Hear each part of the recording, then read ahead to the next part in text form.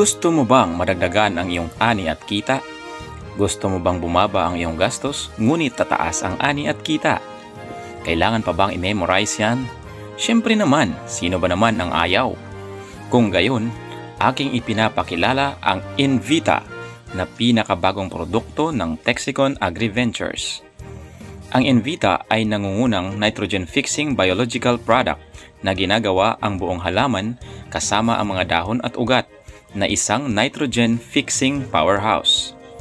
Ito ay isang microbial na produkto na naglalaman ng mga kapaki-pakinabang na bakterya na tumutulong sa pagbuo ng malusog at produktibong mga pananim. Mayroon itong aktibong sangkap na Glucoacetobacter diazotrophicus, isang uri ng bakterya na kilala sa pagiging epektibo sa nitrogen fixing. Ang Envita ay naglalaman ng mga nitrogen fixing bakterya na nagko-convert ng nitrogen sa hangin sa isang form na maaaring gamitin ng mga pananim, kaya nagpapababa ng pangangailangan sa mga kemikal na pataba. At dahil sa Envita, maaari mong asahan ang mga sumusunod na benepisyo. Nagpapaberde ng dahon. Ang Envita ay tumutulong sa pagbuo ng malusog at berdeng dahon ng palay at gulay na nagreresulta sa mas malusog na mga pananim. Nagpapahaba ng ugat.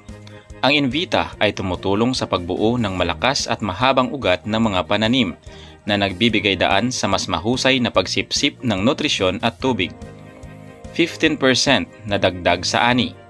Ang Envita ay napatunayan na nagpapataas ng ani hanggang 15%, kaya masisiguro mong kikita ang iyong sakahan.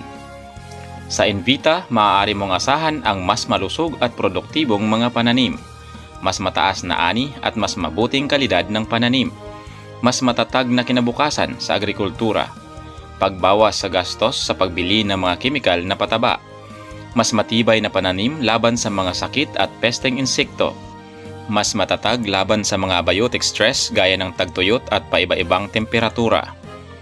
Ang Envita ay isang likas na solusyon na hindi nakakapinsala sa kapaligiran at sa mga tao. Ito ay madaling gamitin at maaaring ilapat sa iba't ibang paraan. Subukan ang Envita ngayon at makikita mo ang pagkakaiba sa iyong mga pananim. At dito po nagtatapos ang aking video mga ka-agri. I hope na may natutuhan kayo sa videong ito.